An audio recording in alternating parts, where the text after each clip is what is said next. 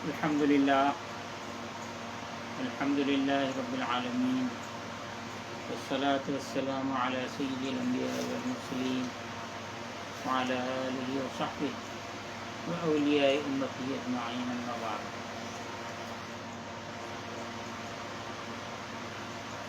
قال الله سبحانه وتعالى في كلامه القديم: أعوذ بالله من الشيطان الرجيم، بسم الله الرحمن الرحيم. وعباد الرحمن الذين يمشون على الأرض هونا وإذا خاطبهم الجاهلون قالوا سلاما. صدق الله مولانا العظيم، وصدق رسوله النبي الأمين الكريم، ونحن على ذلك لمن الشاهدين والشاكرين، والحمد لله رب العالمين.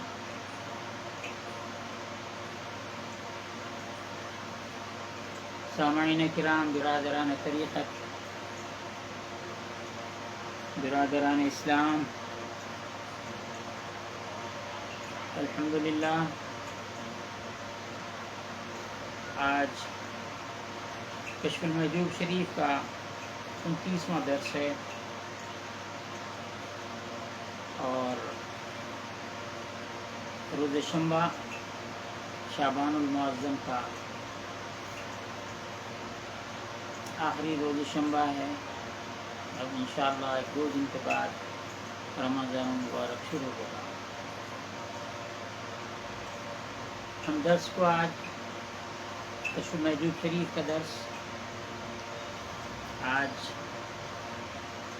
ہم یہ درس دے رہے ہیں، اور آئندہ رمضان المبارک میں چونکہ یہ تراویح کا وقت ہوتا ہے، اس لیے اس درس کو رمضان شریف کی حد تک ہم اس کو موقوف کریں گے.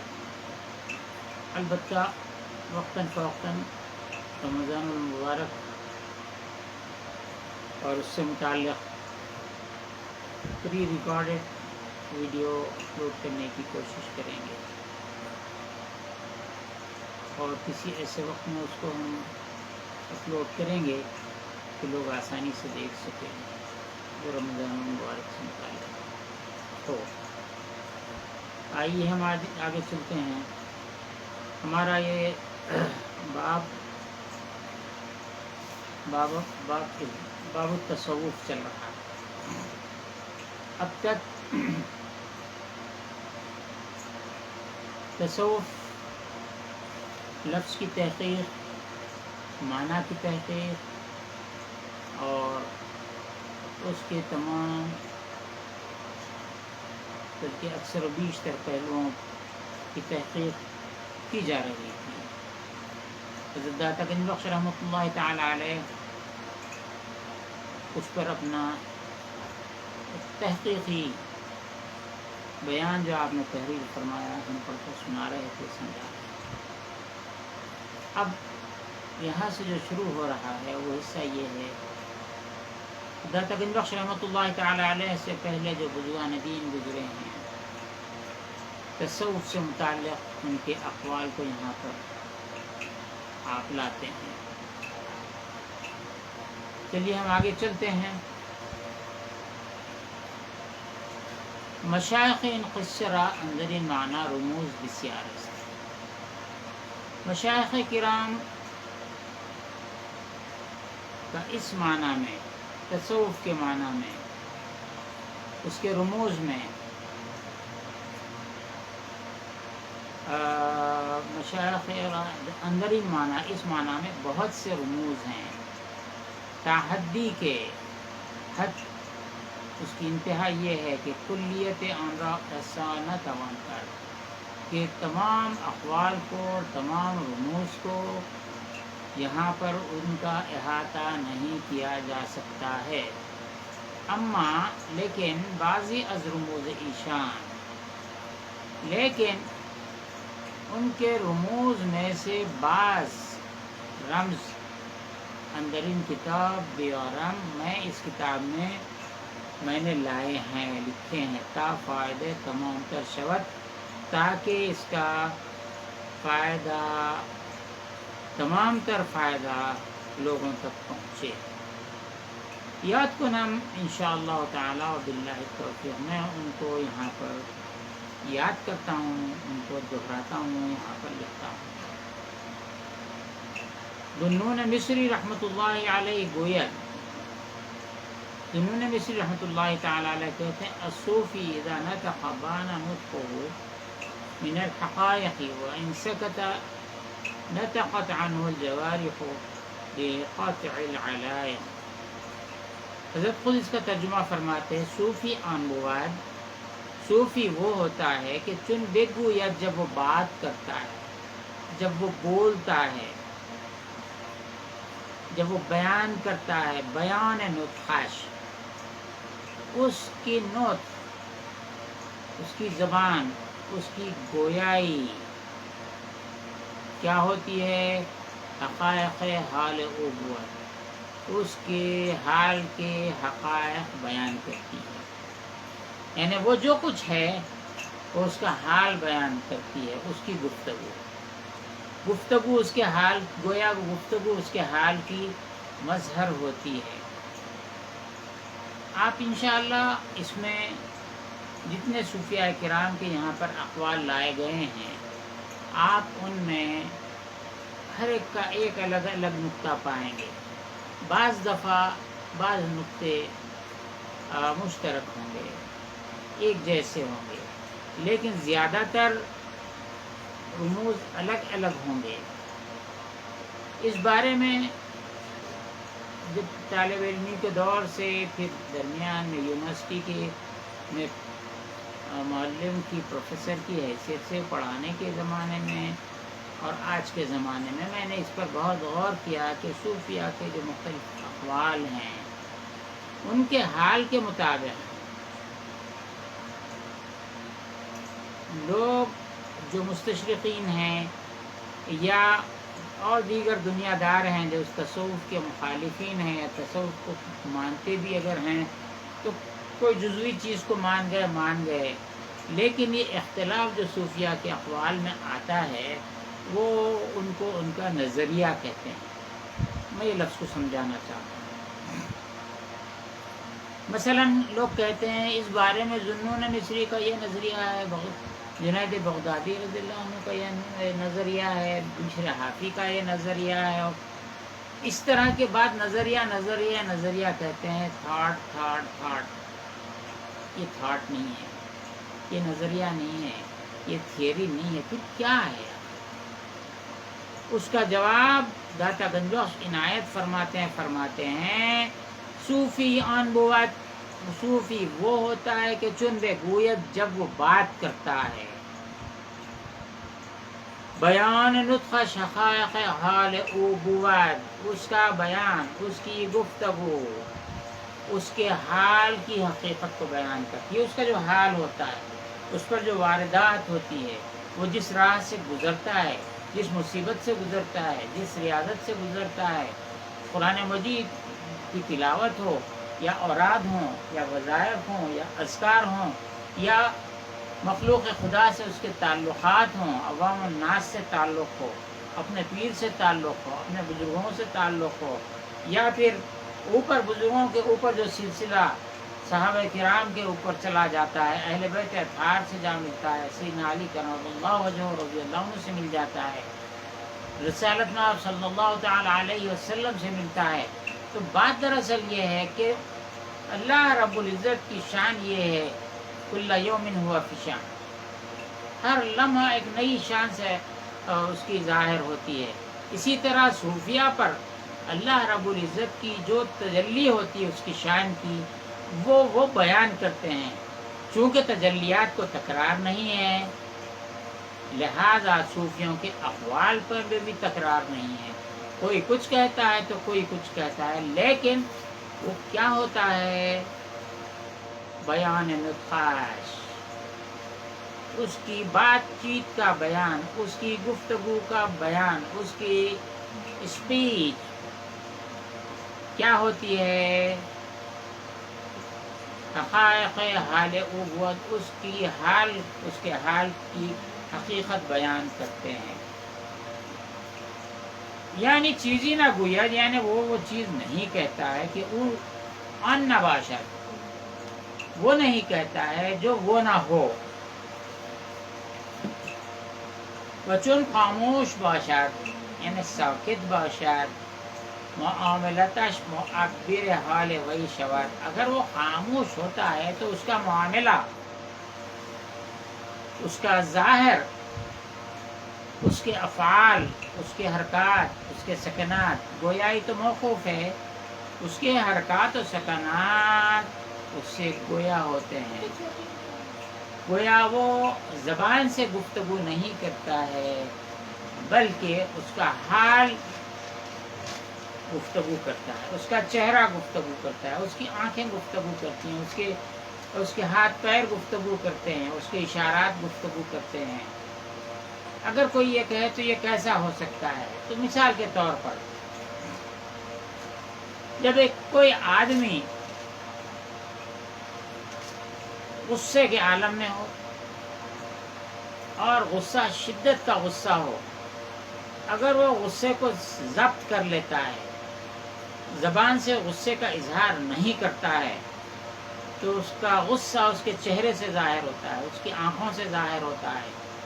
اگر کوئی اس پر بھی قادر ہو جائے کہ آنکھوں سے غصہ ظاہر نہ کرے، چہرے سے غصہ ظاہر نہ کرے، تو اس کے حرکات و سکنات، اس کا چلنا،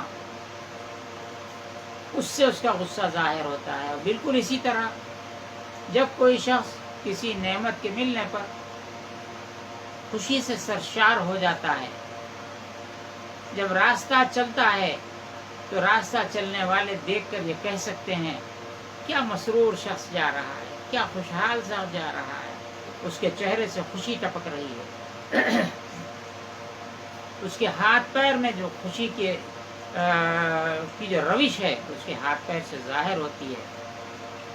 ایک غصے والے شخص کی حالت بیان کرتی ہے اگر غصہ نہ کرے، ایک شخص اپنی خوشی کا اظہار حال نہ کرے تو اس کا چہرہ مسرت سے جو تمتماتا ہے خوشی سے وہ نظر آ سکتا ہے، اس کی آنکھیں نظر آ سکتی ہیں، اس کے ہاتھ نظر آ سکتے ہیں، لوگوں کو خیر خیرات کرتا ہے، لوگوں کے ساتھ محبت سے پیش آتا ہے، بچوں کے سروں پہ محبت سے ہاتھ پھیرتا ہے، کسی کو کچھ دیتا ہے، کسی کو کچھ دیتا ہے، کسی کو دعائیں دینے لگتا ہے۔ تو زبان سے اگر وہ نہ کہے تو اس کا جسم، اس کے حرکات و سکنات سے اس کی بولی ظاہر ہوتی ہے۔ یہی کہتے ہیں صوفی جب بات کرتا ہے تو اس کا بیان، اس کی زبان حقائق بیان کرتی ہے، حقائق کے سوا کچھ نہیں کہتی ہے۔ البتہ جب وہ خاموش ہو جائے تو اس کا معاملہ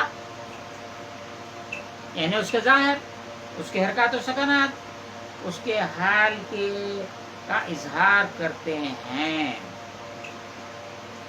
اور بہت سی مثالیں ہم دے سکتے ہیں۔ ایک چھوٹا سا بچہ ہے، وہ بچہ تو بات کر ہی نہیں سکتا ہے، لیکن وہ بچہ جو شیرخوار بچہ ہے، گہوارے میں ہے، جھولے میں ہے، وہ جب کھیلتا ہے، خوش ہوتا ہے، ہاتھ پیر مارتا ہے تو دیکھنے والوں کو بھی اس پہ محبت آ جاتی ہے۔ جب اس کو غصہ ہوتا ہے، ایک دن، 2 دن، 4 دن نوزائیدہ بچہ اپنی خوشی کا اظہار کرتا ہے تو وہ لوگ محسوس کر لیتے ہیں، ناراضگی کا اظہار کرتا ہے تو سمجھ جاتے ہیں، ناراحتی جس کو فارسی میں کہتے ہیں، بے چینی کا اظہار کرتا ہے تو سمجھ جاتے ہیں، بھوک پیاس میں رونے لگتا ہے تو رونے کی بھوک کو سمجھ جاتے ہیں، اگر ماں کی گود سے دور ہونے کی وجہ سے روتا ہے تو اس کو بھی سمجھ جا سکتے ہیں کہ دودھ کا رونا نہیں ہے، ماں سے دور ہونے کا رونا ہے، گود میں لینے کا مطالبہ کرتا ہے، جیسا ایک بچے کا حال سب جانتے ہیں۔ یہی بس سمجھانے کے لیے 2-4 باتیں اور سینکڑوں مثالیں ہو سکتی ہیں۔ تو صوفی جب بات کرتا ہے تو اس کی گفتگو حقائق بیان کرتی ہے، حقائق کے سوا کچھ نہیں بولتا ہے۔ جب خاموش ہوتا ہے تو اس کے اعضاء و جوارح سے، اس کی چال ڈھال سے اس کے حال کا اظہار ہوتا ہے۔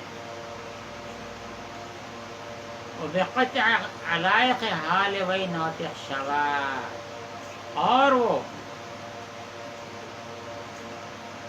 جو علائق دنیاوی ہیں، معاملات دنیاوی ہیں، تعلقات دنیاوی ہیں، اس سے کٹے رہنے والی کیفیت اس سے ظاہر ہوتی ہے، وہ ناطق ہوتا ہے۔ یعنی گفتارش، یعنی اس کی گفتار، اس کی گفتگو ہمیں براصل صحیح باشد، اس کی گفتار اصلیت پر مبنی ہوتی ہے، بے بنیاد گفتگو نہیں ہوتی ہے، بابنیاد ہوتی ہے، اس کا ایک فاؤنڈیشن ہوتا ہے اور اس کی بات صحیح ہوتی ہے۔ وہ کردارش، اور اس کا کردار، اس کا کیریکٹر، اس کا رہن سہن، اب آج کل اس کو لوگ باڈی لینگویج کہہ رہے ہیں، چلو باڈی لینگویج صحیح، حال کا ترجمہ باڈی لینگویج کر دیا گیا ہے۔ کردارش، اس کا کردار، بے جملے تجرد، صرف اس کا جو کردار ہوتا ہے تجرید ہوتا ہے، تجرید صرف محض، تجرید کے معنی مجرد ہونا، مجرد کا معنی تنہا ہونا، تنہا ہونے کا معنی عام طور پر ہم جو سمجھتے ہیں کہ ایک شخص یہ دنیا میں تنہا رہ گیا ہے، اس کا کوئی رشتہ دار نہیں ہے، ایسا ہوتا ہے، بعض لوگ ہوتے ہیں تمام فیملی ختم ہو گئی، ایک تنہا آدمی رہ گیا۔ تو یہ تنہائی، اکیلے پن کے معنی ہوتے ہیں، لیکن یہاں پر تجرید سے مراد جو اللہ کے راستے میں چلنے والے ہوتے ہیں، ان کی تجرید سے مثال یہ ہے کہ دنیاوی علائق، دنیاوی معاملات، دنیاوی روابط اس سے بالکل جدا ہو جاتے ہیں، اس کی حاجتیں بھی، دنیاوی حاجتیں بھی جدا ہو جاتی ہیں، حاجت اس کا حصہ نہیں رہتی ہے، وہ حاجت کا حصہ نہیں رہتا ہے، اور جب اس کو کوئی حاجت انسان ہونے کے ناطے، بشر ہونے کے ناطے اس کو کوئی حاجت ہوتی ہے، بھوک پیاس ہے یا جو اور کوئی بات ہے، اللہ تعالیٰ اس کو فراہم کرتا ہے، یہ تجرید کی وجہ سے ہوتا ہے، وہ مجرد ہو جاتا ہے، وہ دوسرے آسان الفاظ میں وہ پاک ہو جاتا ہے، دنیاوی آلائش کا اس پر اثر نہیں ہوتا ہے۔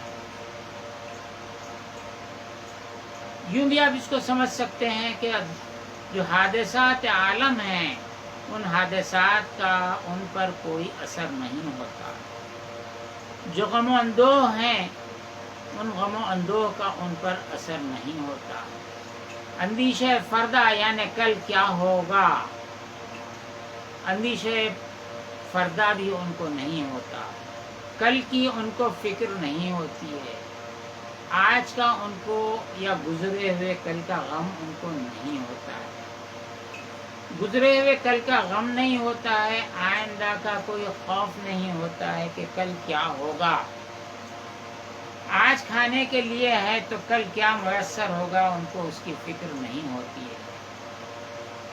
جو قرآن مجید کی آیات کریمہ آپ اور ہم تلاوت کرتے ہیں، اور اہل سنت جماعت صوفیاء سے متعلق لوگ اس آیت کو کثرت سے پڑھتے ہیں، الا ان اولیاء اللہ لا خوف علیہم ولا هم یحزنون، آگاہ ہو جاؤ،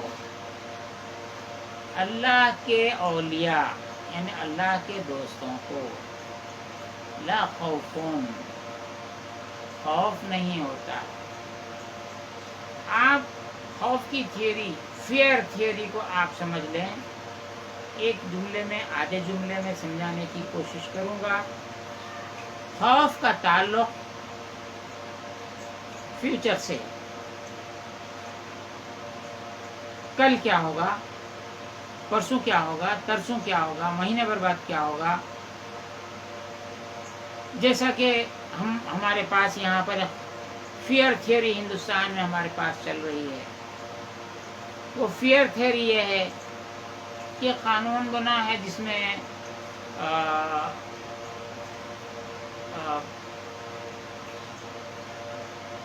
قومیت کی جانچ ہوگی، این آر سی کہہ رہے ہیں، اور یہ ہے کیا ہے، این آر سی ایک ہے، سی اے ہے، سٹیزن امینڈمنٹ ایکٹ آیا ہے، شہریت کا ترمیمی بل آیا، تو اس کے ذریعے سے آسام میں لاکھوں کی تعداد میں شہریت سے محروم ہو گئے ہیں۔ عام طور پر تمام ماہرین قانون اور ماہرین سیاست کا یہ کہنا ہے، جو گزشتہ سال بھر سے بیانات آ رہے ہیں، لوگ سپریم کورٹ رجوع ہوئے ہیں، ان کے بیان کے مطابق، سروے جو کیا گیا ان کے مطابق 20 لاکھ سے زیادہ غیر مسلم یعنی ہندو شہریت سے محروم ہوئے ہیں، اور 7-8 لاکھ ان میں مسلمان ہیں جو شہریت سے محروم کیے گئے۔ کہا یہ جا رہا ہے کہ زیادہ تر مسلمان اس میں نکلیں گے، شہریت سے محروم کیا جائے گا۔ تو 10-20 لاکھ کے قریب جو محروم ہوئے ہیں ان کو شہریت دینے کے لیے یہ CAA سٹیزن امینڈمنٹ پہلے بل لایا گیا اور ایکٹ لایا گیا۔ تو اس کے ذریعے سے لوگوں میں خوف پیدا ہو گیا ہے کہ ہم کو شہریت سے محروم کر دیا جائے گا۔ کیا آج 2 منٹ میں ہو جائے گا؟ کیا آج کے دن ہو جائے گا یا کل کے دن ہو جائے گا؟ مہینے بھر کے بعد ہو جائے گا؟ سال بھر کے بعد ہو جائے گا؟ تو یہ خوف کی انلیمیٹڈ تھیوری یہاں سے شروع ہو گئی۔ تو یہاں پر میں خوف کو سمجھا رہا ہوں، وہ یہ ہے کہ وہ مجرد ہو جاتا ہے صوفی۔ خوف کی بات مکمل کر دیتا ہوں کہ اب آنے والا ہے، اب آنے والا ہے، اب آنے والا ہے۔ خوف فیوچر کا خوف ہوتا ہے، پریزنٹ کا خوف نہیں ہوتا ہے۔ لیکن خوف ایک پریزنٹ پیریڈ میں بھی آ جاتا ہے، زمانے حال میں بھی آ جاتا ہے۔ جیسے طوفان کا پانی آ رہا ہے، بارش کا پانی آ رہا ہے، فلاں گھر تک آ گیا، فلاں محلے تک آ گیا، فلاں آبادی ڈوب گئی، فلاں آبادی ڈوب گئی، اب ہماری آبادی ڈوبنے والی ہے، 1 گھنٹے میں ڈوب جائے گی۔ یہ آبادی کے ڈوبنے کا جو خوف بارش آ رہی ہے، آتے آتے وہ خوف جب ہمارے قریب آ جائے گا اور ہم خوف میں داخل ہو جائیں گے تو خوف پریزنٹ میں بھی آ جائے گا، فیوچر کا خوف پریزنٹ میں آ جائے گا۔ یہ بہت خطرے کا معاملہ ہوتا ہے۔ تو یہاں پر عرض یہ کرنا ہے، اللہ نے جو ارشاد فرمایا ہے، الا ان اولیاء اللہ لا خوف، ان کو خوف نہیں ہوتا ہے، چاہے وہ فیوچر کا خوف ہو، فیوچر شام میں آنے والا ہے، گھنٹے بھر کے والا ہے، 1 دن 2 دن 4 دن مہینہ 2 مہینے، یا مرنے کے بعد آنے والا ہے۔ جو خوف ہے اس سے وہ پاک ہوتے ہیں۔ لا خوف علیہم، ان پہ خوف نہیں ہوتا ہے، ولا هم یحزنون، اور ان کو حزن نہیں ہوتا ہے، ان کو غم نہیں ہوتا ہے۔ غم کی تھیوری کیا ہے؟ غم کی تھیوری پاس سے، اللہ ایسا نہیں ہونا تھا، ہو گیا، اللہ ایسا ہو گیا، نہیں ہوتا تو اچھا ہوتا، میرے پاس یہ دولت تھی جا چکی، جانے کا غم ہوتا ہے، معاذ اللہ اللہم احفظنا، میرے پاس یہ نعمت تھی چلی گئی، تو نعمتوں کے زائل ہونے کا، اشیاء کے ضائع ہونے کا، مال کے ضائع ہونے کا، آل اولاد اپنوں کے غیروں کے چھوٹ جانے کا، مر جانے کا جو غم ہوتا ہے، وہ گزشتہ سے تعلق، خوف کا تعلق آئندہ سے ہے، غم کا تعلق گزرے ہوئے سے ہے۔ تو صوفیاء کرام کے لیے یہ کہا جا رہا ہے، گفتارش ہمیں بر اصل صحیح باشد، اس کی گفتار بنیاد پر ہوتی ہے، صحیح ہوتی ہے، کردار اس کا جملہ تجری وہ الون ہو جاتا ہے، تنہا ہو جاتا ہے، اپنوں غیروں کا، ان کے مال کے ضائع ہونے کا کوئی غم نہیں ہوتا ہے، اور آئندہ کا خوف نہیں ہوتا ہے، چاہے وہ روز محشر تک فیوچر میں چلا جائے۔ اللہ فرما رہا ہے ان کو آئندہ کا خوف نہیں ہوتا ہے، اس کو تجرید کہتے ہیں، کچھ بھی نہیں ہوتا ہے۔ اب یہاں پر اللہم انی اعوذ بک من زوال النعمتی، اے اللہ میں پناہ مانگتا ہوں تجھ سے، تیری پناہ مانگتا ہوں، تجھ سے نہیں، تیری پناہ مانگتا ہوں زوال نعمت سے، اعوذ بک من الذنوب التی تزیل بها النعمہ، اور تیری پناہ چاہتا ہوں، تیری پناہ مانگتا ہوں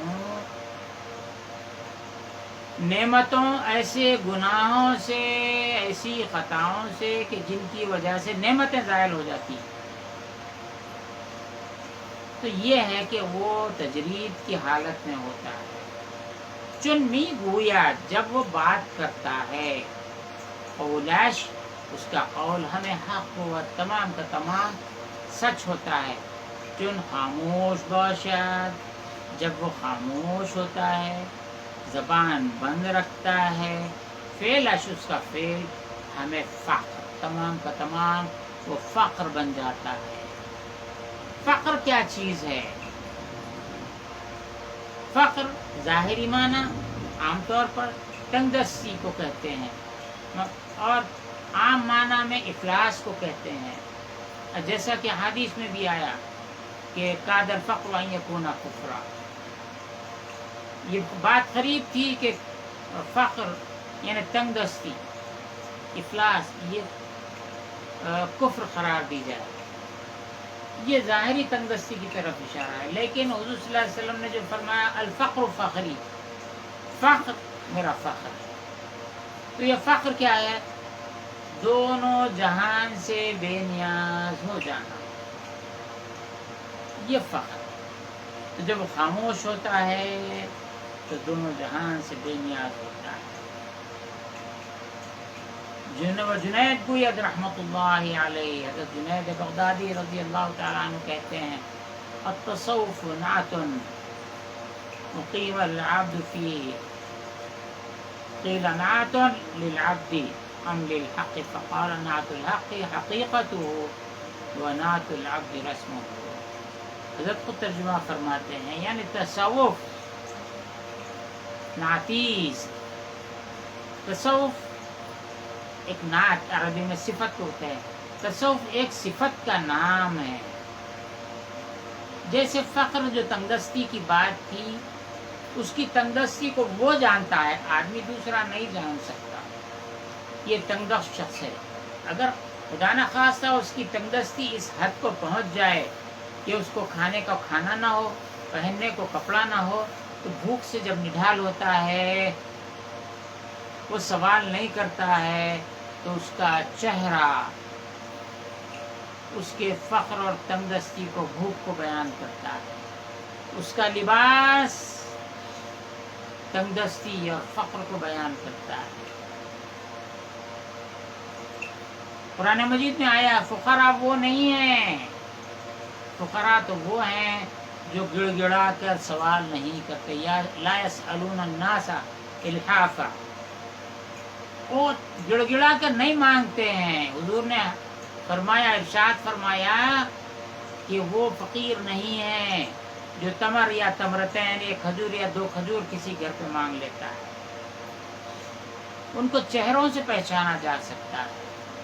تو یہاں پر فرماتے ہیں تصوف نعتیس ایک صفت ہے کہ اقامت بندے اندرانہ، اور اس میں بندے کا قائم ہو جانا، بندے کا اس حال میں مستقیم ہو جانا، وہ فخر ہے،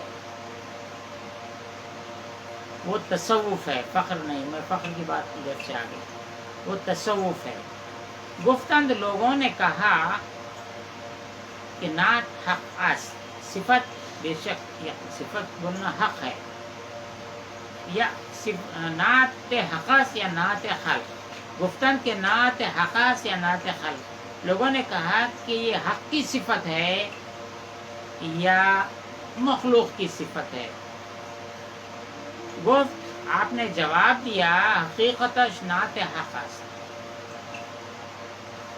اس کی حقیقت گویا حق کی صفت ہے. یہ تصوف جس کو کہہ رہے ہیں یہ حق کی صفت ہے، رسمش نعت خلق، اور اس کی رسم، اس کا اظہار، اس کا ٹریڈیشن، اس کا لباس، اس کا دکنی میں پیراوا بھی کہتے ہیں، یہ اس کا کیا ہے؟ نعت خلق ہے، خلق کی صفت ہے. حقیقت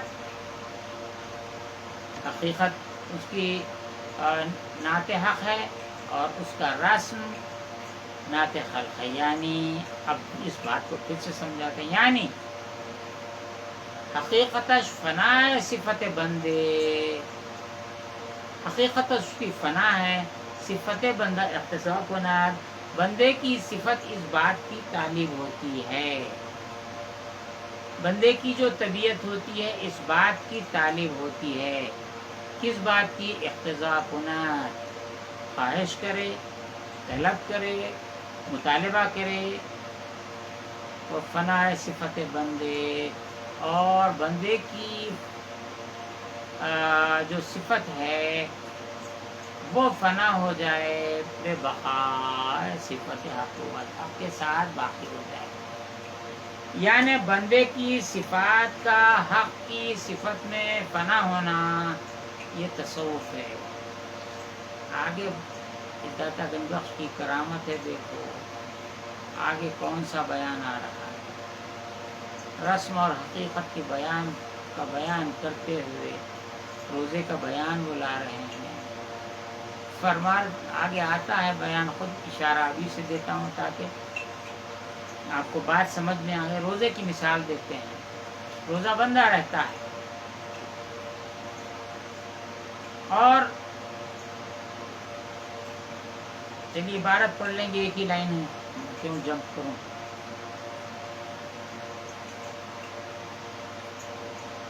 صفت ان نعت حق ہوگا، بندے کی صفت فنا ہو جائے تو یہ حق کی صفت بن جاتی ہے۔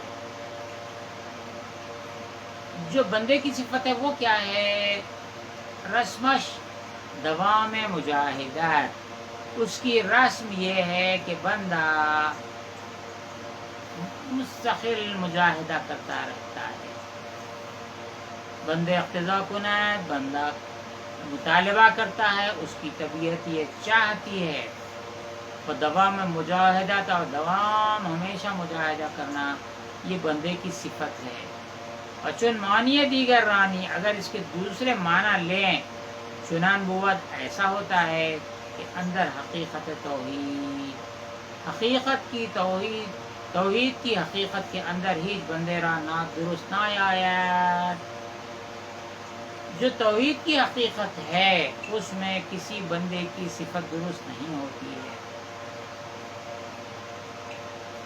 اس کو اور سمجھاتے اذان سے نوت بندے مرعورا دائم نیست، اس واسطے کہ بندے کی صفات، بندے کی جو کچھ صفت ہے جو اس کی زندگی کی علامتوں کو ظاہر کرتی ہے، اس کی حاجتوں کو بیان کرتی ہے، اس کی کیفیت کو بیان کرتی ہے، یہ تمام صفات مرعورا اس کے لیے دائم نیست، ہمیشہ رہنے والی نہیں ہے۔ اور نعوت خلق اور مخلوق کی صفات جز برسم نیست، سوائے رسم کے اور کچھ نہیں ہے۔ نمازوں کی ادائی، جس کو ہم نماز کی ادائی کہتے ہیں، روزے کی ادائی، آپ کا کلام نماز میں کلام ربانی پڑھنا، اللہ اکبر بولنا، ثنا پڑھنا، تعوذ تسمیہ، ثنا، فاتحہ، ضم سورہ، رکوع کی تسبیح، قیام سجدہ، تسبیح، قاعدہ، یہ جو کچھ ہے یہ عمل ظاہر ہے۔ اور روزہ سحر کرتے ہیں، افطار کرتے ہیں، دن بھر بھوکا رہتے ہیں، تو یہ اس کے ذات سے، اس کا اندر سے تعلق ہے۔ نماز پڑھنے والا نمازیوں کے ساتھ نمازی نظر آتا ہے، لیکن اس کے دل کی کیفیت جو ہے وہ جانتا ہے، اور اس کا اللہ جانتا ہے۔ روزہ دار ہے، روزہ رہتا ہے، اس کا تو ظاہر بھی ظاہر نہیں ہوتا اور باطن بھی ظاہر نہیں ہوتا۔ یہ روزہ دار ہے یا خالی بھوکا ہے، یا یہ کہ روزہ دار نہیں ہے، بیمار ہے یا مسافر ہے، روزہ نہیں ہے لیکن لوگوں کی رعایت کر کے شریعت کا لحاظ رکھ کر وہ لوگوں کے سامنے نہیں کھاتا پیتا ہے، تو آپ روزہ دار کا پتہ نہیں چلا سکتے ہیں۔ تو یہ رسم جو ہے، جس کو اعمال کو تھوڑی دیر کے لیے ہم رسم کہہ دیں، جو عمل ہے اس کو رسم ہے، یعنی تصویر ہے۔ روزے کی تصویر ہے، نماز کی تصویر ہے، عمل کی تصویر ہوتی ہے۔ لیکن اندر جو چھپی ہوئی نیت ہے اس کی تصویر نہیں ہوتی ہے، وہ اس کی حقیقت ہوتی ہے۔ اب آئیے فرماتے ہیں نموت خلق جز برسم نیست، مخلوق کی صفات سوائے رسم کے، ظاہر کے، اس کی تصویر کے کچھ نہیں کہ خلق باقی نبوت، کیونکہ مخلوق کی صفت باقی نہیں رہتی ہے۔ وہ ملک کیا ہوتا ہے؟ وہ ملک و فعل حق باشد، وہ ملک اللہ کی بن جاتی ہے۔ جو آپ نے نماز پڑھی، کہا خالصۃ للہ تعالی، میں نماز ادا کرتا ہوں خالص اللہ کے لیے، خالصۃ لوجہ اللہ، صرف اور صرف اللہ کی رضا کے لیے۔ نماز ظاہر ہے لیکن یہ اس کی صفت، یہ بندے کی صفت ہے نماز ادا کرنا، لیکن یہ صفت حق بن جاتی ہے، وہ باطن میں ہوتا ہے، اس کا اللہ قبول کرنے والا ہے۔ یہ بات نہیں سمجھ میں آئی؟ آگے چلیے۔ ملک و فعل حق باشد، ملک بھی بن جاتی ہے اور حق کا فعل بن جاتی ہے۔ بس یہ بھی آگے آ رہی ہے بات، حق کا فعل کیسے ہے۔ اس سے پہلے باتیں گزر چکی ہیں، مثالیں گزر چکی ہیں۔ جنگ بدر میں حضور صلی اللہ علیہ وسلم نے جو کنکریاں پھینکی، اللہ نے فرمایا اے حبیب آپ نے کنکریاں نہیں پھینکی ہیں، ہم نے پھینکی ہیں، ہو گیا اللہ کا فعل ہو گیا۔ صحابہ نے جو قتال کیا، اللہ نے فرمایا کہ آپ کے ساتھی جو قتال کر رہے ہیں وہ انہوں نے قتل نہیں کیا، ولیکن اللہ نے ان کو قتل کیا ہے، اللہ کا فعل بن گیا۔ ایسا ہی یہ بھی ہے، وہ بندے کا وہ جو رسم ہے، اس کی جو ریاضت ہے، اس کا مجاہدہ ہے، وہ اللہ کی ملکیت اور فعل حق بن جاتا ہے۔ بس بے حقیقت اذان حق باشد۔ اب فرماتے ہیں بندہ ہی حق کی طرف سے ہوتا ہے، بندے کا خود وجود ہی نہیں ہے، بندہ تو ہے۔ بندے کا اگر وجود ہے، کیا وہ اپنے ہاتھ کا مالک ہے؟ کیا اپنے پیر کا مالک ہے؟ کیا اپنی زبان کا مالک ہے؟ کیا اپنی آنکھ کا مالک ہے؟ کیا اپنے کان کا مالک ہے؟ کیا اپنی سماعت کا مالک ہے؟ کیا اپنے پیروں کا مالک ہے؟ کیا آپ سر کے بالوں کا مالک ہے؟ کیا داڑھیوں کے بالوں کا مالک ہے؟ مولانا نور رحمۃ اللہ تعالی علیہ نے فرمایا، وہ قدرت کے مسئلے میں فرمایا، ارادے سے جو کام کرتا ہے، میرے کو یہ کام پہ قدرت ہے، وہ کام پہ قدرت ہے۔ فرمایا مولانا رحمۃ اللہ تعالی علیہ نے، ارے تو روزانہ داڑھی مڑاتا ہے، تیری داڑھی پہ تجھے قدرت نہیں ہے، دوسرے دن نکل کے آ جاتی ہے۔ تو ایسا ہی فرماتے ہیں کہ جب اس کا وجود ہی اس کا نہ رہا، نہ اس کا ہاتھ ہے، نہ اس کا پیر ہے، نہ اس کی آنکھ ہے، نہ اس کی زبان ہے، نہ اس کے گوش ہیں، کان اس کے نہیں ہیں، اس کا وجود نہیں ہے، پھر کیا ہے؟ من کان للہ کان اللہ لہ، جو اللہ کا ہو گیا اللہ اس کا ہو گیا۔ ابھی بھی نہیں سمجھ میں آتی بات، تو پھر وہ حدیث پہ تو بہت بولتے ہیں، بندہ قرب نوافل سے اللہ کے نزدیک ہو جاتا ہے، یہاں تک کہ وہ اس کا ہاتھ بن جاتا ہے۔ کون؟ اللہ اس کا ہاتھ بن جاتا ہے جس سے وہ پکڑتا ہے، اس کے پیر بن جاتا ہے جس سے وہ چلتا ہے، زبان بن جاتا ہے جس سے وہ بولتا ہے۔ ابھی بھی سمجھ میں نہیں آیا؟ اذان حق یعنی اس کا وجود ہی حق کی طرف سے ہوتا ہے۔ پس بے حقیقت اذان حق باشد و مانعین آن بود، اور اس کے معنی یہ ہوتے ہیں کہ خداوند تعالی بندے را فرمو، اللہ تعالیٰ نے اپنے بندے سے ارشاد فرمایا، یہ حدیث قدسی ہے کہ روزے دار و بے روزے داشتن، روزے دار اور روزہ رکھنے والا بندہ، روزے دار و بے روزے داشتن بندے، اسم صائمی بندے را داد، اللہ تعالیٰ نے روزہ رکھنے والے کو، روزے دار کو صائم کا نام رکھا، اس کو کہا صائم، روزے دار۔ روزہ کون رکھ رہا ہے؟ اچھی طرح سمجھو، کوئی مبالغہ نہیں ہے، کوئی الجھن نہیں ہے، بعد میں روتے نہیں بیٹھنا۔ फलां सूफी साहब ऐसा बोल दिए, मौलाना ऐसा बोल दिए, प्रोफेसर साहब ऐसा बोल दिए, प्रोफेसर साहब कुछ भी नहीं बोले, यहीं सुन रहे हैं, उन्हें बात ही नहीं करता, कुछ भी बंदा बात ही नहीं करता। बंदा तो अल्लाह ताला बात करता है, सुनता अल्लाह सुनता है, इसी ने क्या है, इसका आला है, आले को सुनने का आर्डर दिया तो सुनता, नहीं बोले तो नहीं, देखने का हुक्म दिया तो देखता, नहीं तो नहीं, चले जाओ यहाँ से बोले तो पूरे आले यहीं रह जाते। उसके बाद ले आओ, नुलाओ दुलाओ, ये तमाम आलात जिंदगी जो जिससे इजहार होता था, ले जाओ दफन कर दो। आलात को हुक्म देता है तो आले चलते हैं। अब बंदा जब रोजेदार बंदा है, रोजा रखता है, तो अल्लाह ने उसका नाम, उसके बंदे का नाम सायम रखा है। वह अजरू रस्म, रस्म के लिहाज से, दस्तूर के लिहाज से, कायदे के लिहाज से, अन सोम अजान बंदे बाशत, वो रोजा उस बंदे का होता है, अल्लाह का रोजा नहीं होता है। माज़अल्लाह, अल्लाह रोजेदार बोलते हैं, न खाता है ना पीता है, फिर भी रोजेदार नहीं बोल सकते। जब बंदा ऐसा काम करता है तो अल्लाह उसका नाम अल्लाह ने सायम रखा, और रोजा सिफत हुई इस बंदे की, रोजेदार की। ये एक जाहिर हो गया। बाज अज़रूए हकीकत, बाज यानी फिर से दोबारा, अज़रूए हकीकत, हकीकत के लिहाज से, हकीकत की नज़र से देखा जाए, अज़ान हक, ये रोज़ा हक की जानिब से है, हक का है नहीं, वो ट्रांसलेशन। आगे सुनिए, चुनान के जैसा कि हक था खुदावंद ताला गुफ्त, जैसा कि अल्लाह ने कहा है, इरशाद फरमाया है, व रसूल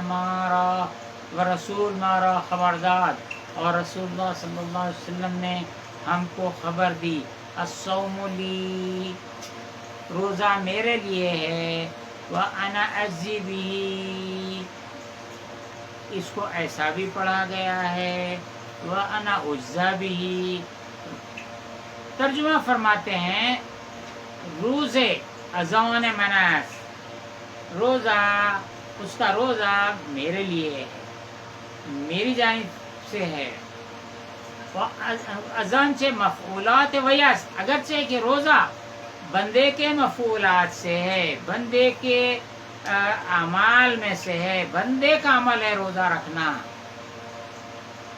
जुमला मिल्क वयास, लेकिन उसका रोज़ा अल्लाह की मिल्क है, जैसा कि वो यहाँ फरमाया, नूत खल्क़ जुज़्ब रस्मीस, मखलूक के आमाल सिवाय रस्म के कुछ भी नहीं है, ज़ाहिर के कुछ भी नहीं है।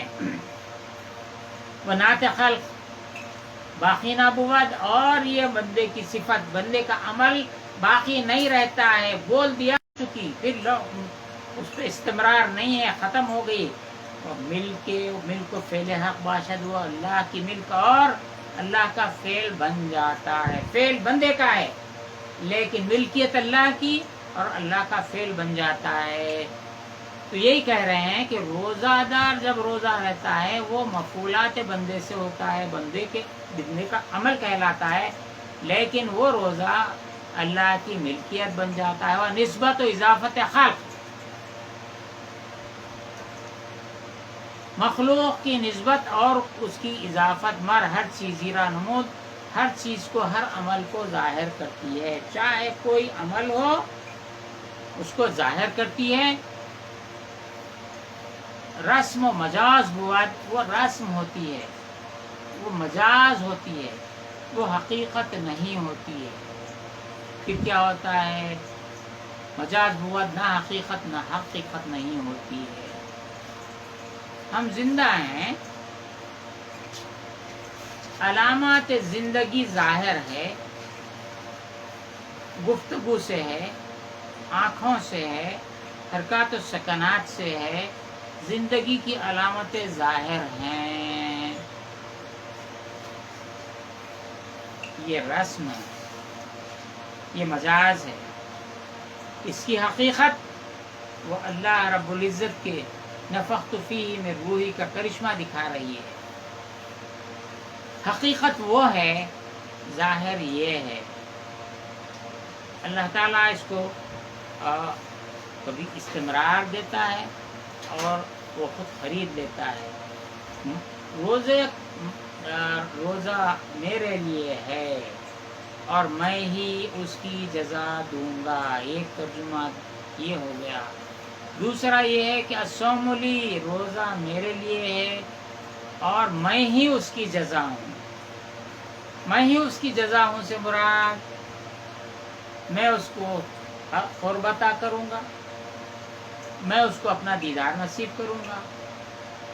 یہ ہے بندے کا فعل باقی نہیں رہا، اللہ نے اس کو خرید لیا.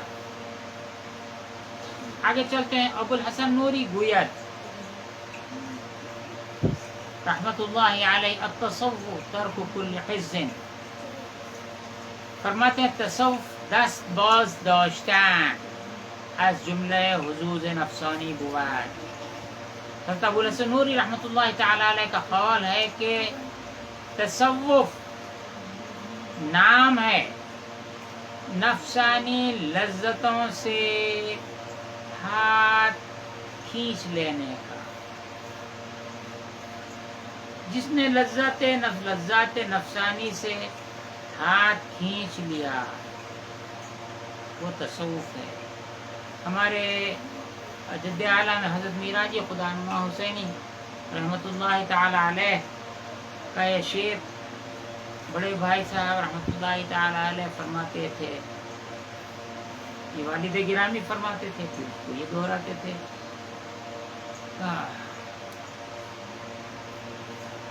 روح کو ہے عرش پر جانے کا شوق، روح کو ہے عرش پر جانے کا شوق، نفس کو لذات جسمانی کا شوق. وہ ادھر کو کھینچتی ہے، یہ ادھر، کشمکش دونوں میں ہے باہم دیگر. تو لذات نفسانی سے ہاتھ کے کھینچ لینے کا نام تصوف ہے. جب لذات نفسانی سے ہاتھ کھینچ لیا گیا تو یہ نفس آزاد ہوا، روح سے متصل ہوا. روح کے جو لوازمات ہیں، روح کو جو پرواز حاصل ہے، نفس اس پرواز سے جاتا ہے. روح کی کیا پرواز ہے میں آپ کو سمجھاؤں. اگر بہت مثالیں ہیں، آپ نے علماء سے مشائخ سے سنی ہیں، لیکن میں پرواز کی بات کرتا ہوں. ہم جو آنکھ سے دیکھ رہے ہیں، کیا یہ آنکھ سے دیکھنا روح کی پرواز ہے؟ نظر اٹھایا، آسمان تک دیکھ لیا، سورج نظر آنے لگا، چاند نظر آنے لگا، ستارے نظر آنے لگے جھلملاتے، ابر نظر آنے لگے، بادل.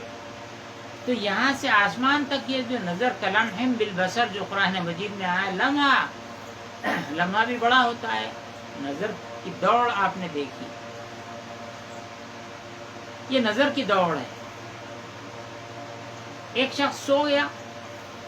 حضرت خواجہ برہان الدین جانب بیجاپوری رحمۃ اللہ تعالی علیہ نے حضرت میراجی خدا حسینی کے دادا پیر ہیں، فرماتے ہیں ارشاد نامہ شریعت کا، ارشاد نامہ طریقت کا، ارشاد نامہ حقیقت کا، ارشاد نامہ معرفت کا، 4 ارشاد نامے ہیں. طریقت کے ارشاد نامے میں فرماتے ہیں کہ یہ ارشاد نامہ شریعت کا میں فرماتے ہیں کہ یہ جو ہمارا جسم ہے یہ ماٹی کا جسم ہے، مٹی کا جسم ہے، دکنی میں ماٹی کہتے ہیں. اور اس میں جو اندر روح ہے، ایک روحانی جسم بھی ہوتا ہے. جب بندہ سو جاتا ہے، نیند لگ جاتی ہے، تو ماٹی کا جسم یہیں ٹھار پڑا رہتا ہے. 400 سال پرانی دکنی ہے، یہیں پڑا ہوا رہتا ہے ماٹی کا جسم، اور روحانی جسم نکل کر سیر کو تفریح کو چلا جاتا ہے.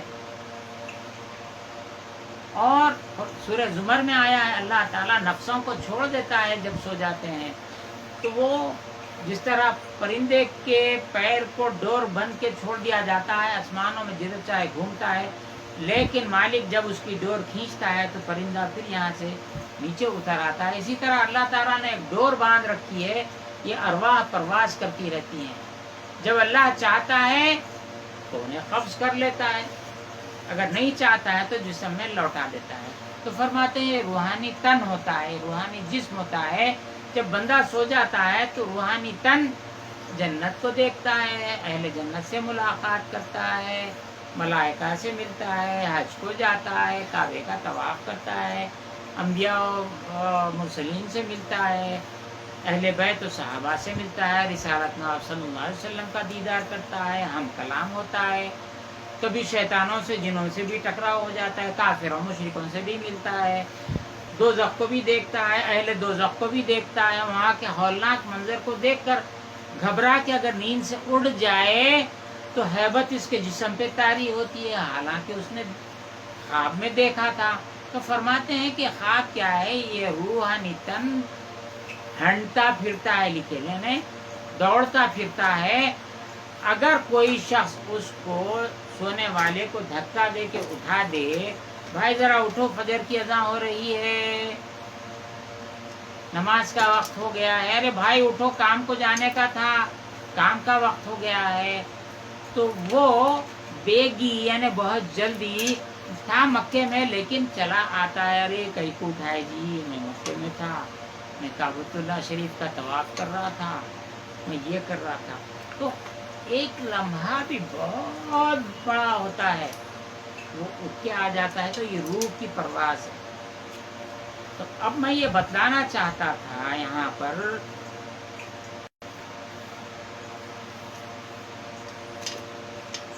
کہ وہ یہ کہنا چاہتا تھا کہ ایک رسم ہے اور ایک حقیقت ہے. جو جسم کی حقیقت ہے اس میں ایک نفس بھی ہے. تو یہ جیسا کہ حضرت ابو الحسن نوری رحمۃ اللہ تعالی علیہ نے فرمایا، تصوف نفسانی تصوف بازداشتن از جملہ حظوظ نفسانی، نفسانی لذتوں سے ہاتھ کھینچنے کا نام تصوف ہے. یہ نفس ہے، اس کے لذتوں کو کھینچ لیا گیا تو یہ نفس لذات سے پاک ہو گیا. اب روح اور نفس اس کی ایک ہو گئی، روح اس کی اور نفس دونوں مل گئے تو روح کی جو پرواز ہے نفس کی بھی وہی پرواز ہوگی. یہاں ایک چیز اور میں سمجھا دیتا ہوں، بات چلتی ہے تو یہ حضرت کا قول ہم مکمل کرتے ہیں. وہ یہ ہے غوث اعظم ابو محمد محی الدین شیخ عبد القادر جیلانی رضی اللہ تعالیٰ عنہ نے یہ مثال دی کہ ایک گھوڑے کا بچہ ہے، اس کو پالتے ہیں، کھلاتے ہیں، دانا دیتے ہیں، چارہ دیتے ہیں، چنا دیتے ہیں اور کیا کیا اس کو مقوی، یہاں تک کہ گھوڑا جوان ہو جاتا ہے. جوان ہونے تک کھلا پلا کے فربا کرتے ہیں، تگڑا کرتے ہیں. اب یہ تگڑا گھوڑا سواری کے قابل نہیں ہوتا، جوان ہو گیا ہے اور بے قابو جوان گھوڑا ہے. تو غوث پاک نے فرمایا کہ اس گھوڑے کو سپاہی، اس کا مالک، گھوڑے کا مالک جو کھلا پلا کے جوان کرا، تگڑا کیا، زور اور زبردست کر دیا، اب اس کے منہ کو توبرا بن دیتا ہے، کپڑے کے جیسا بن دیتا ہے اور اس کو چارہ کم دیتا ہے، میدانوں میں بھگاتا ہے، چٹیل میدانوں میں بھگاتا ہے، بھگا کے وہ بھوکا ہو جاتا ہے اور پیاسا ہو جاتا ہے، بھوک پیاس برداشت کرنے کے قابل بناتا ہے. چٹیل میدانوں میں، پتھریلے میدانوں میں، پہاڑوں میں دوڑاتا ہے اور جب تھک جاتا ہے تو تھوڑا اس کو سستانے دیتا ہے، پیٹ سے لاتا ہے، تھوڑا سا پانی پلاتا ہے، تھوڑا چارہ دیتا ہے، پھر وقفہ دے کے پھر سے بھگاتا ہے. اس طریقے سے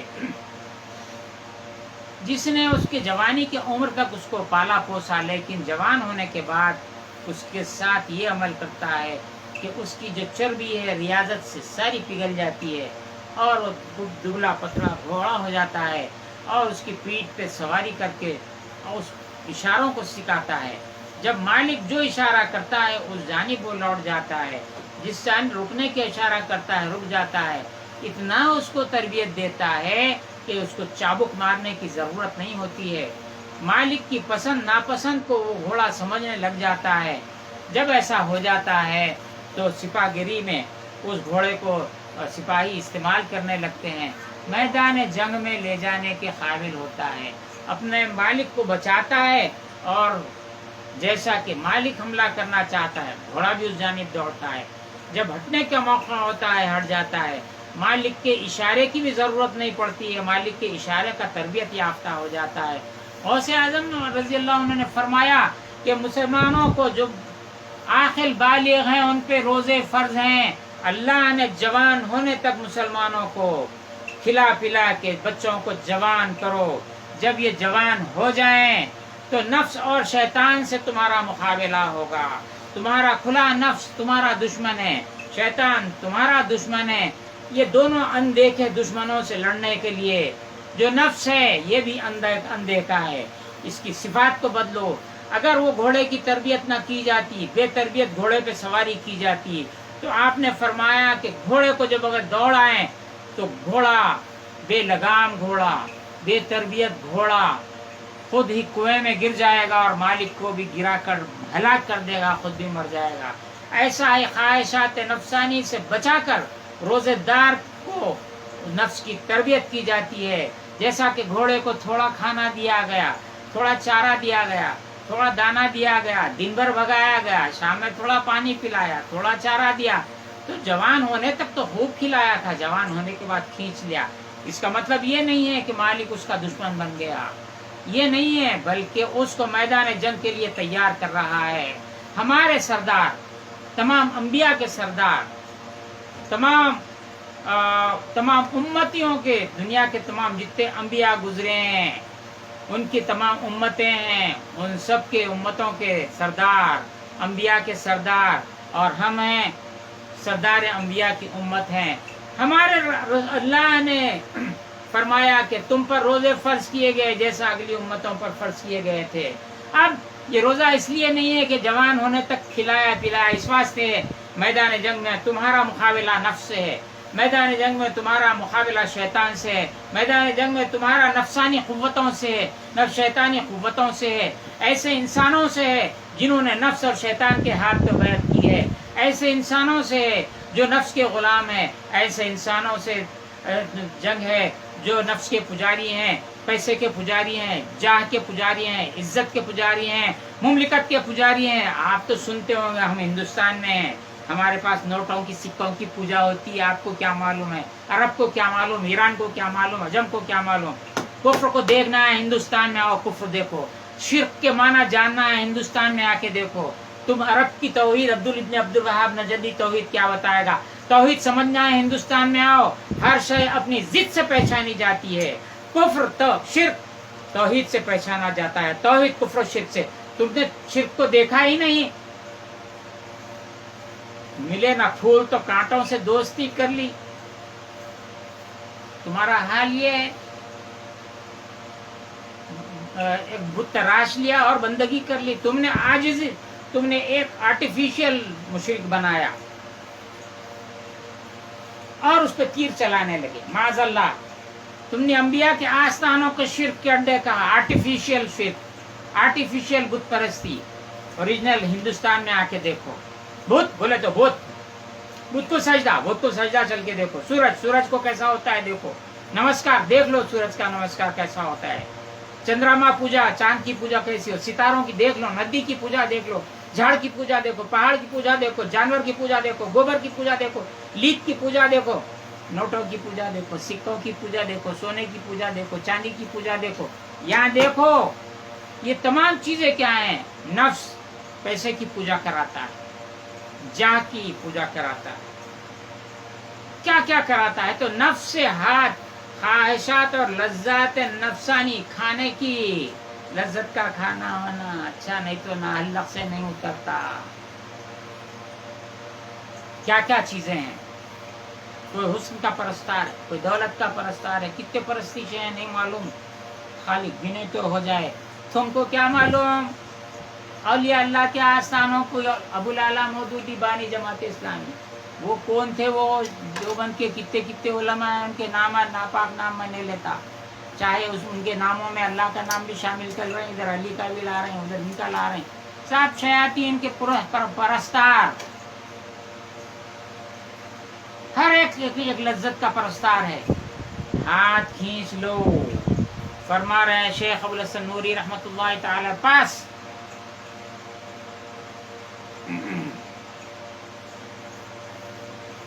تصوف حظوظ نفسانی، نفسانی لذتوں سے ہاتھ کے کھینچ لینے کا نام تصوف ہے۔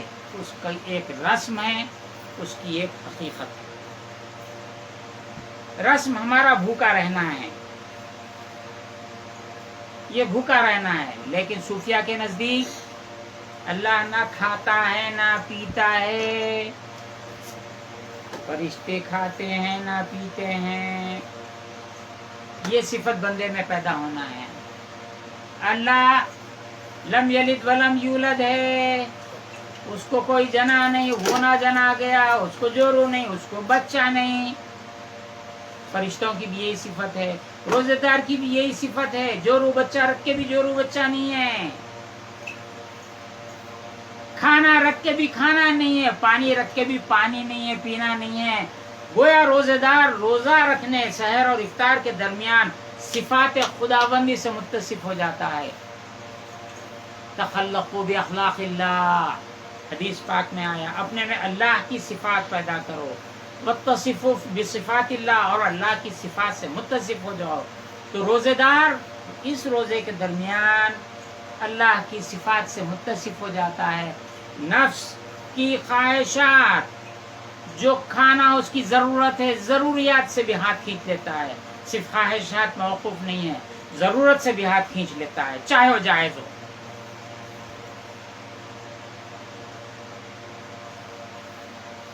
وَإِن برد و گونے باشد، یہ بھی دو طرح پر ہے، ایک رسم ہے اور ایک حقیقت ہے۔ وَإِن معنی آنبوت، کہ اگر وہ تارک حزت، اگر وہ تارک لذت ہے، ترک حز ہم حزی بوت، لذتوں کے ترک کرنے کی بھی ایک لذت ہوتی ہے، لذت کو چھوڑ دیا تو ایک اور لذت ملتی ہے۔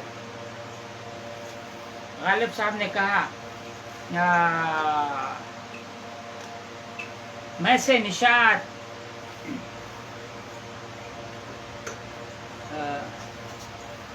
میں سے نشاط غرض ہے کس روح سیاہ کو، میں سے نشاط غرض ہے کس روح سیاہ کو، کس روح سیاہ کو شراب خوری سے نشاط کیا طلب ہے، یہ نہیں ہے ایک گونا بے خودی مجھے دن رات چاہیے۔ تو بے خودی کی بھی ایک لذت ہوتی ہے، لذتوں کو چھوڑنے کی بھی ایک لذت ہوتی ہے۔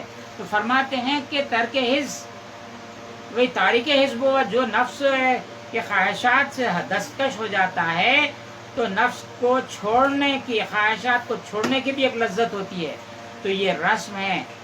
اگر حز تاریک وہی باشد ان فنائے حزب، لذت ہی اس کو چھوڑ دے، یہ فنائے صفت ہے۔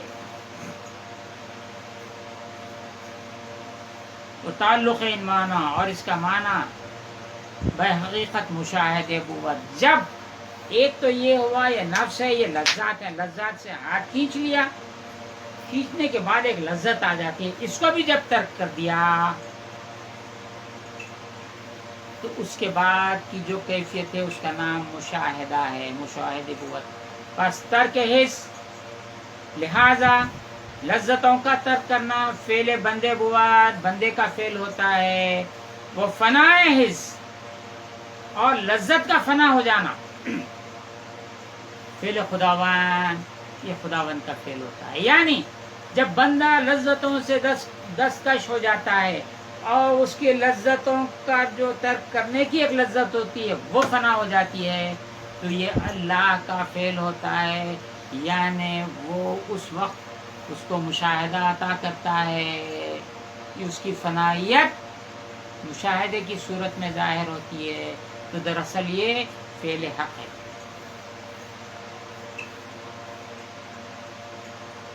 فعل خداوند و فعل بندے رسم و مجاز بود، بندے کے فعل کی بھی رسم ہوتی ہے، اس کی بھی مجاز ہوتی ہے۔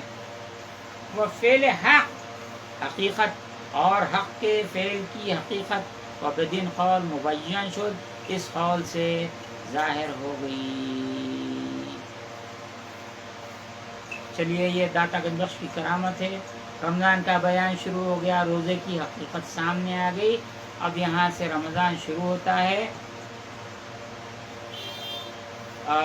روزہ الصوم لی انا اجزی بھی یا انا اجزا بھی، فعل بندے کا ہے، حقیقت اللہ کی ہے۔ اگر ملکیت میری ہے تو میری مرضی سے چلوں گا، مگر میری ملکیت نہیں ہے لہذا نہیں چلوں گا۔ پھر کس کی ملکیت ہے، کس پہ چلے گا؟ اللہ کی ملکیت ہے، اللہ کے حکم پر چلے گا۔ اگر اللہ کے حکم پر نہیں چلے گا، فنا کر دیا جائے، وہ بندگی کے قابل نہیں ہوگا۔ ایک اعتراض ہوتا ہے کہ بھئی ایسا کرے تو ایسا ہوتا، فلاں کو جنت ملیں گی، مسلمانوں کو جنت ملیں گی، غیر مسلموں کو ایسا ہوگا۔ مسلمان بھی جو کام نہیں ایسا کرے گا، جو آپ کی مرضی کے خلاف ہے، مسلمان ہونے کے باوجود اطاعت گزار بندہ نہ بنے گا تو اس کو سزا ملے گی۔ چھوٹی مثال دیتا ہوں، سمجھ میں آئی تو سمجھ لیجیے، معاف کر دیجیے۔ ہندوستان ایک ملک ہے، پڑوسی ملک ایک کے دو، ادھر پاکستان، ادھر بنگلہ دیش، ادھر جاؤ آگے افغانستان، ادھر جاؤ ایران، ادھر جاؤ ترکی، یہ امریکہ فلاں ملک ہے، وہاں کے دستور ہے، وہاں کا قاعدہ ہے، وہاں کا ایک حکمران ہے، منتخبہ رہندہ مطلق لینا، وہاں کا حاکم ہے، وہاں کا ایک دستور ہے، اس کے دستور کا جو پابند ہے اس ملک کا وفادار سمجھا جائے گا، دستور کا بے وفا نہ سمجھا جائے گا، وفادار نہ سمجھا جائے گا، دستور کی بغاوت کرے گا، اس کا قانون اس کو سزا دے گا، اس میں جیل میں ڈالے گا جب تک کہ وہ وفاداری کا عہد نہ کرے گا۔ اب ملک کا تو باشندہ تھا، ملک کا متوطن تھا، وہاں کا وطنی تھا، لیکن دستور سے بغاوت کیا تو اس کی سزا ملی۔ اسی طرح یہ دستور حق جو ہے، ملکیت